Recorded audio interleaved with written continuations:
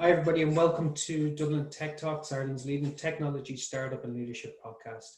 On this show, we talk to leaders in Ireland and around the world to get their thoughts on business, leadership, funding, scaling, work practices, well-being, and everything in between. Dublin Tech Talks is brought to you by Icon Accounting, one of Ireland's leading and fastest growing providers of the one-stop shop accountancy and consultancy services for independent professional contractors in Ireland. On today's show, we have Kelly Becker, who's country manager for Schneider Electric. Welcome to the show, Kelly. Thanks for having me, Gavin. Nice to see you again.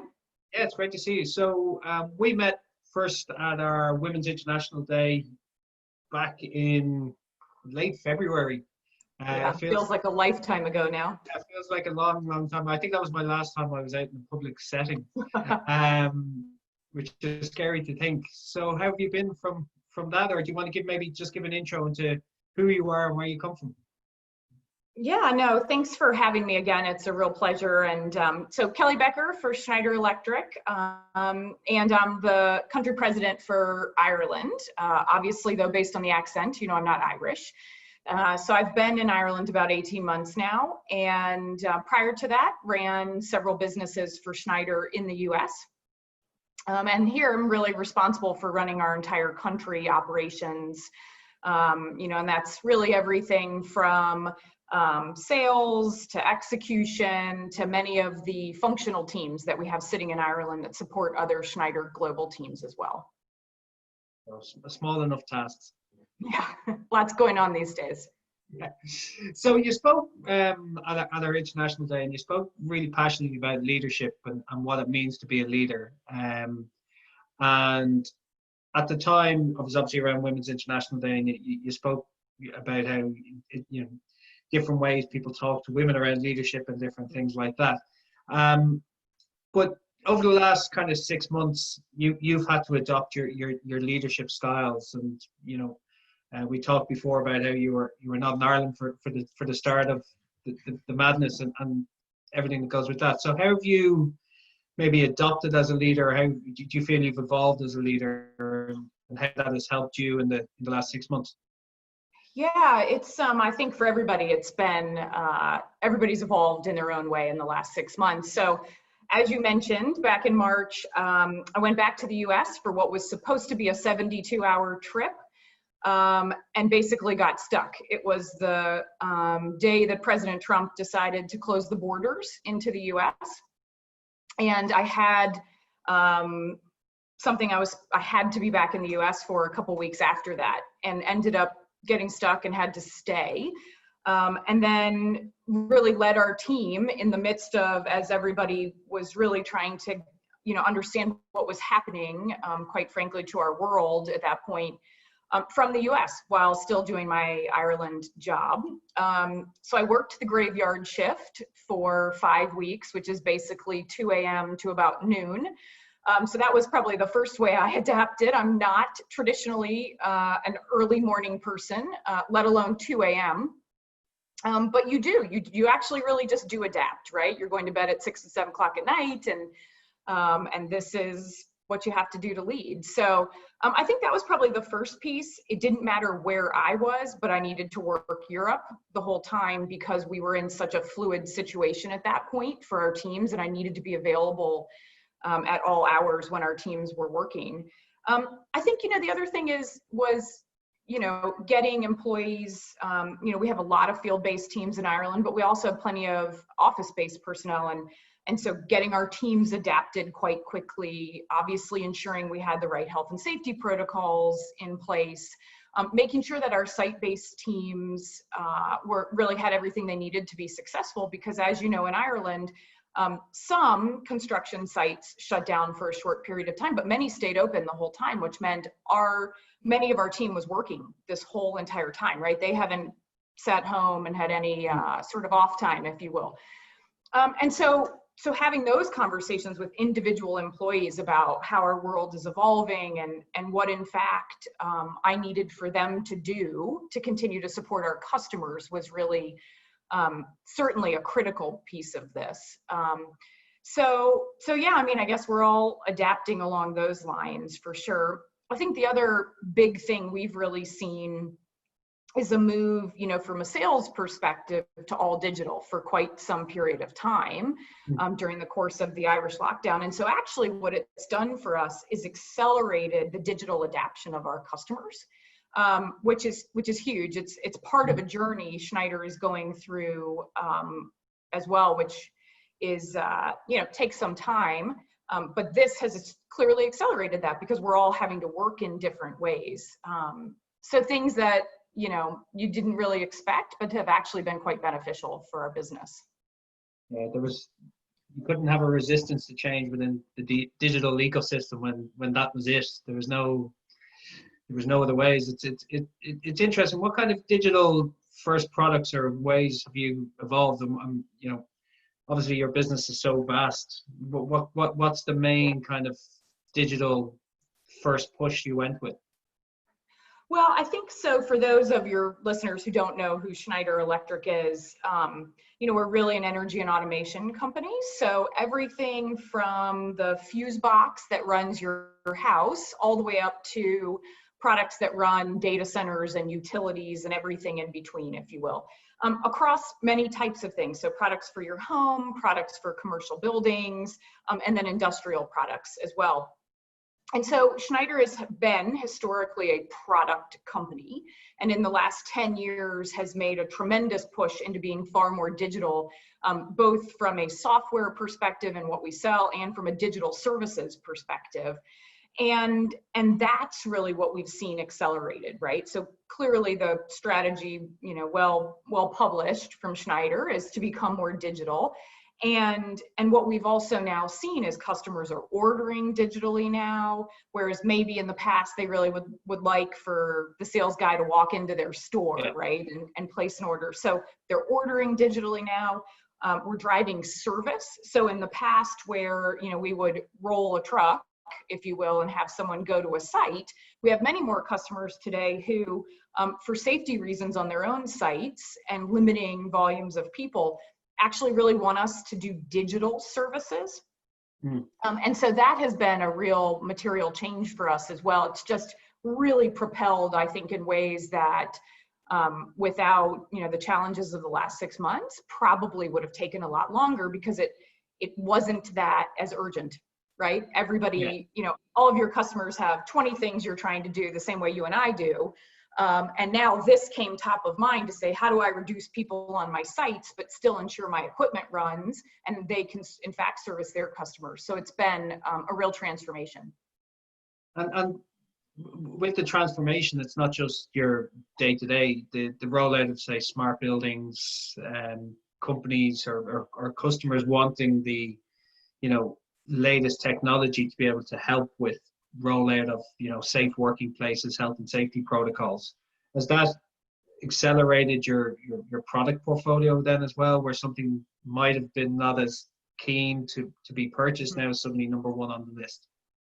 It is. I mean, I think what we've seen is Schneider has had many of these products for smart buildings for many years. And people at maybe the forefront have been driving this, especially into places like hospitals.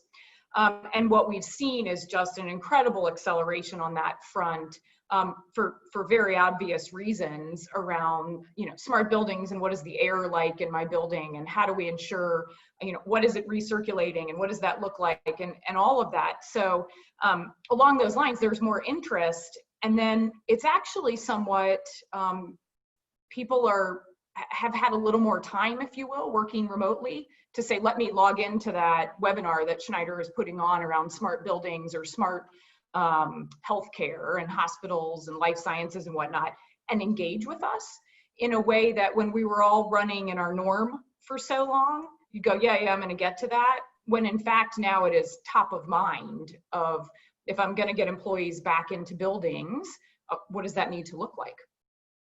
And have you seen, you just said, I edited that out, something just fell. Don't know what it was. Have you seen in your workplace a change in mentality? I've seen it in a lot of people around their work kind of place where, where everything was very focused on one direction. They kind of, in that time they had off, took a step back, and when they've gone back into the work environment, they're, I feel some of them are more engaged in what they're doing and they're more committed to what they're doing. But they want to change in their kind of work-life preferences. Has that come true into your organization, or what you've seen? Yeah, I think we're seeing that for sure. I mean, I have to say I'm really proud of our teams and the way they've adapted, both our teams who work on job sites as well as our teams who have moved into really working full-time from home, because I think what they are excited about is, as well as seeing, this isn't just Kelly saying we need to push our digital adoption, right? This is customers coming back and saying, hey, this is actually how we want to do business with you now. And that's really exciting. It just puts a different level of energy. And I think, you know, I inherently believe that our employees want to learn, they want to grow, they want to evolve. And this is a way that's really accelerated that for a lot of people saying, you know, how do I engage from home in a different way, both with colleagues in Schneider, but quite frankly, with our customers. So I think it's actually energized people in a different way. And I don't want to say that there's not obviously fear in the world as we're all living through something that's a bit unknown. But I think in the pieces you can control from a work perspective, our employees have really embraced that. And I think we will see, not just us certainly, but everybody will see a different way of working moving forward. We'll see greater flexibility. And for me, you know, I ran a team in the US. If I wasn't there in person with them, I was in a different city where I lived for years, and it worked fine. And my Irish team, I think because of the geography that we have here, right? We all live quite close. It's easy to be in the office. It's easy to be seen. Hadn't moved down that direction. And this has clearly accelerated that, where people just understand that you can, in fact, work from home. You can, in fact, be effective and continue to do your job. And maybe you're, in fact, doing it in a better, different way than you ever thought you could. And has that made you change then? Two questions here. Sorry. Has that made you change how you've obviously worked and managed remotely before, but you probably came into a nice kind of rhythm of being in the office and forgetting that way. Has that changed again how you've looked at your leadership ways and what you've had to do, and the coaching element of what you have to do to make sure other people are more comfortable? Because I felt that was nearly the reluctance. Some people were didn't really know what to do, and they were struggling as well. Yeah, I think, you know, for me, I always lead with trust. So if you're on my team, I inherently give trust from the beginning. And so I have always trusted, even when I came to Ireland and I would work from home for a day, or I'd be out with customers or on a job site, that people were doing what was right. Because if they weren't, eventually that would be figured out, right? And so I just give trust. And I think that has been a bit of an evolution for some of our leaders, who were more used to being office-based, is learning to trust that their teams are, in fact, pushing forward and moving the business forward. And ultimately, for me, it comes out in the results, right? So if you're a salesperson, you know, we were measuring you before on how many conversations you had with customers. Those just happen to be in person. Well, now we're measuring you in the same way. It just happens to be the way you and I are talking, right? And so are you engaging with what you're supposed to be doing? It's not an in-person visit in the same way it once was. It's a Zoom call or Skype or Teams or whatever your chosen video platform is. And so people are doing that. So I think it's about trust ultimately, and that inherently people want to do a good job. And then secondly, you've touched on it about 5 times around your customers. You know, the customer journey for sales anyway has changed. You know, it's gone digital first, and it's gone, you know, but also the customer engagement has changed a lot. So is that something that you had planned for? I know you were talking about you were kind of digital ready, but you know, it was such a seismic shift in how the customer client engagement has gone. Has that been, you know, is that thank God we've got to this far now because we've been ready, or is it just a different way of playing the game? You just have to focus on different parts. I just think it means we can offer more value, because we always had great softwares and great service tools and great ability to be digital with our customers. And you know, just like anything, you get a curve, right? You get those early adapters and you kind of move up the chain. And now what we've seen is this, right? Just this sudden hockey stick up. And so for me, it's, it's really overall, it's just about being excited about engaging with people in a different way. I certainly miss people. I miss being in the office and having those conversations and those hallway chats where you get good information and you make quick decisions. And I think in some ways, it's now a Zoom call for everything, whereas you used to be able to do those. And so I miss having lunch. I miss, engaging in that way, as I'm sure everybody does. I'm not unique in that, and we will get back to that place to some extent. But I think we'll probably eventually get to a bit of a hybrid, right? Where it's nice to be in the office a couple of days a week and have those interpersonal connections. But in fact, I can get a lot from home done as well, which means, I have work-life balance, or I can take more of the child rearing responsibilities or aging parent responsibilities. I just think people's life and approach to life is going to evolve quite a bit, and people are going to know it's possible. Where in the past it was always like an exception. Yeah, no, the Sunday Business Post seemed to have about 10 different surveys of people that had released different ways of working. I haven't read so many articles about different. Everybody agreed that everybody's going to change how they work.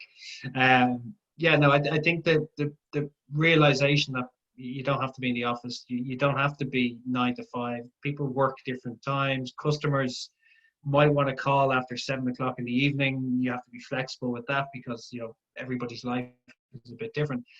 My challenge would have been, and it's just happened now that it's had to happen, is the leaders within the business were so traditionally mindseted that that's not how I grew up in an organization. I don't know how this is going to happen.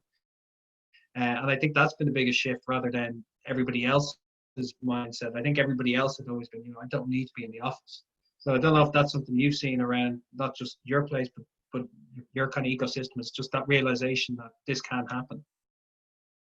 Yeah, I think it's the reality that it can happen. I guess for me, certainly early on, there were no boundaries to how much everybody was working, trying to put complete plans in place. But now, that for me has probably been one of the biggest challenges, is setting those boundaries, right? Which says, look, I have to get to the gym today. I have to get outside, even if it's pouring rain, which I did yesterday in Ireland, and it was said, I got to get outside. So I guess it's a walk in the rain. So be it, right? And I think those for me is certainly what I'm having to do, because otherwise you could just be on your devices constantly, right? It's a phone call to a Zoom to, your iPad to, 10 minutes in front of the TV and collapse. And we're in a place, I think, where people can get that rhythm a little bit more and say, look, these are really the hours I'm going to work. And in my job, you always get thrown curveballs. It's what it is. It's what you sign up for. But at the same time, you also, I think, personally have to decide what makes you healthy in everything that we're dealing with right now. And so that for me, as well as a lot of my employees, I've said, you have to take your annual leave, right? I know you can't go anywhere, but you have to step away from the computer, right? You have to give your brain a break. And I think that will be the next set of challenges we maybe have. I know, definitely. I don't want to take up much more of your time. Just something actually that stuck with me from the Women's International Day, just around your passion around leadership and how women are seen within the leadership forum. I think, I joked the last time I spoke to you about the Taylor Swift side of things. And, and she's got a new album. Yeah, that stuck with me forever. There's, how do you, is that kind of something that you are very successful at, being a leader within your business, and you're within that 30% club, which I don't even know why it's still a club. But it is, it's club. Where's next in relation to that conversation happening around women in leadership and, leaders in general, that I call inclusive working environment? That stuck with me really quite heavily after your talk. So I was just wondering, where do you see that? Because it would have been traditionally seen in a workplace and on a boardroom and all that, everybody was quite visible. And and some people might find it more difficult to be seen within an environment that you're not fully in the office. Yeah, for me, there's a couple of things along that. I first and foremost believe in talent, right? So Yeah. I hire the best people for the jobs that I can find, because ultimately, that's what you need to do to run a successful business. I also believe in taking chances and in challenging people, male or female, stretch assignments, something outside of what you would normally do. And because people did that with me, right? And it's what accelerates your career. And those kind of stretch assignments, additional work, et cetera, is often what gives you exposure as well. And so for me, I think we need more women in the workplace. There's no doubt about it, right? And it's this constant challenge, because I'm a really big believer that part of the problem we have is there's not enough intake, if you will, into a lot of the business sector from kind of a right out of university, right? The rates of female engineers is like less than 20% of the engineering population. So, and I'm not an engineer. And so, in a company like Schneider, which has many, many engineers, I'm pretty regularly reminding people as we're discussing talent and moving forward, saying like, but I'm not an engineer and yet I'm managing engineers, right? And you have to remind people pretty regularly that, look, people have different skills and they bring different things to the table. And so for me, I'm pushing my team in Ireland to think about talent in a different way, to think about moving faster with people. It was interesting, I was on LinkedIn like everybody else, and recently they named Clorox, just named a new CEO, who's a woman. She's my age, actually. And she has not been in a role longer than like 2.5 years, and there were only 2 in her whole career. So she's in a year here, 18 months here, moving on.